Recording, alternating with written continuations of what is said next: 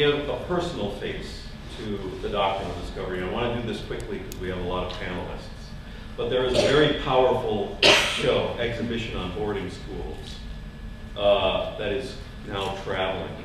And it's around the artwork of Gary Miller, who is a Mohawk man from Onondaga, which is in northern Ontario. And he's working with an anthropologist, Neil Keating. And by the way, they're looking for places to hold this show. But I want to use this as an example of the consequences of the doctrine of discovery and give you a kind of powerful image to hold on to, because Gary Miller is a powerful artist. But I want to do this quite quickly. Now, this is from the opening. Let me read it. This exhibition of works by Gary Miller, Mohawk artist, is a testament to his life while at the Mohawk Institute from 1953 to 64. The suffering and hardships he experienced while there left deep wounds, scars, and horrid memories. Memories that have taken to every level of self-destruction that one can imagine. His ability to bring these images to life and allow others to witness his life has been part of his healing. You can witness his healing with the adjacent exhibit of his works. The Art of Healing, which consists of the distinctive landscapes, showcases nature's beauty, transforming the ugliness of a child's memories of his residential school life to a peaceful and serene place. At the beginning of the exhibit is this warning. Content and artwork offensive to some viewers. Admittance 14 years and older with adult accompaniment. So the exhibit has 4 parts: an introduction, evocation, genocide, and surviving. And a few words about the Mohawk Institute. It was run by the Anglican Church and has been closed since 1970. Introduction. This section introduces the artist as a whole person, fully conscious of what happened to him when he was a child and of the connection between violence and colonization. I think this is a self-portrait. He entered when he was an infant, 3 years old, and he left when he was about 11. But he experienced being raped a number of times by a priest at the Institute from when he was about 6 until he left.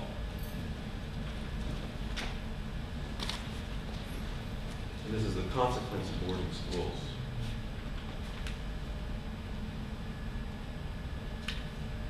Evocation. This section evokes memory through a large mural that reads from right to left, and also through a video kiosk in which loops a 37-minute video documentary about the artist and this exhibit filmed by the curator. This is him hiding from prying eyes. This depicts the underside of desks where children would hide from the priests, and they would scratch out little messages underneath the tops of these school desks. And when they went back to Mush Hole, they found some of these desks.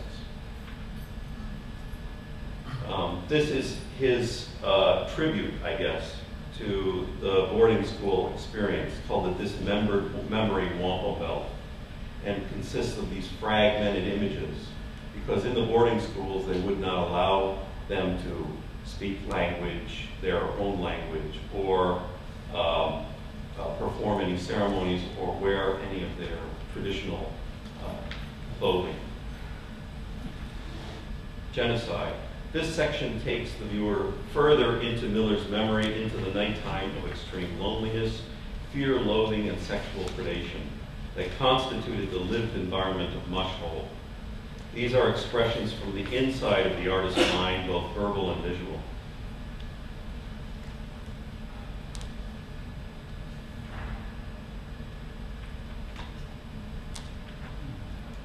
This is John Zimmerman was the leader of the Mohawk Institute, and by Gary Miller's account, was an extremely violent man. who often abused the girl children.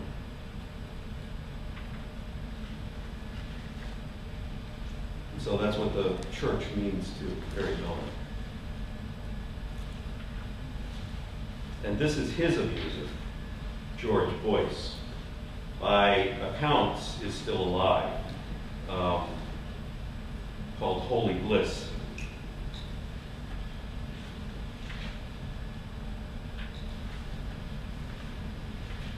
Okay, surviving. In this section, people are allowed in the exhibit to sit down, record their thoughts, reflect on memories. And I must say, I've showed this series of images to a number of students, Haudenosaunee students, and there often is a very strong emotional reaction, even though they might not have attended the boarding schools themselves, right? But their mothers, grandmothers, grandfathers have been involved with boarding schools, and it helps them, I think, understand and appreciate why, for example, they can't be hugged, right? Why they have why they have a kind of dark spot in their emotional life. And this is very healing at some level. So this is sort of the safe space of the exhibit. So this story of boarding schools could be, is part of the story of thousands, maybe more, of indigenous peoples around the world. In my own family, my wife is from Akwesasne. She's Mohawk. Even though she didn't attend boarding school, her grandfather and great-grandfather both attended a boarding school called Thomas Boarding School in the Seneca Territory. And they were able to escape the boarding school by joining up with Buffalo Bill's Wild West show. So actually, they were able, through show business, they were able to, and also dressing up and playing Indian for Europeans, they were basically able to get out of the boarding school experience.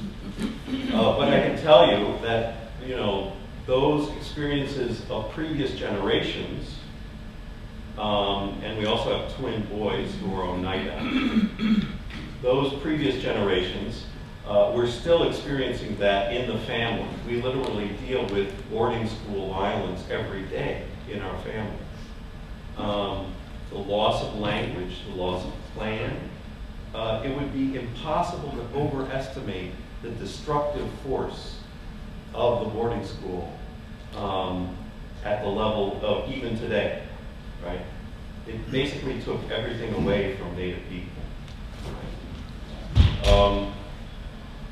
Anyway, and it's used, of course it was used throughout Kansas to civilize, missionize, transform, and erase Native Americans, First Nations people, Aboriginal people, and acquire clear title to the land. But the theological implications are really very much more important for this group. You know, Christianity as a tool of colonization assumes a universality, a superiority over other religious traditions, and that has to go, frankly. It has to leave Christianity. So who are the perpetrators, right?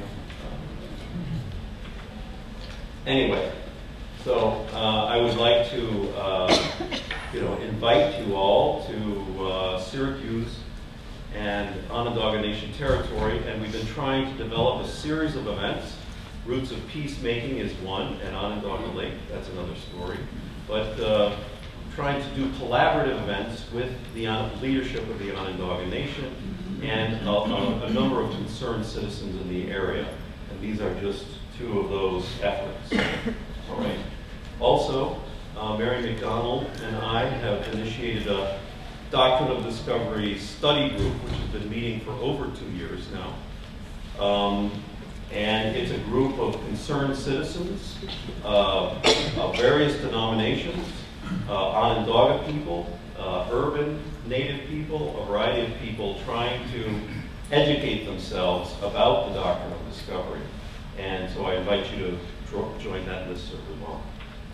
All right, thank you.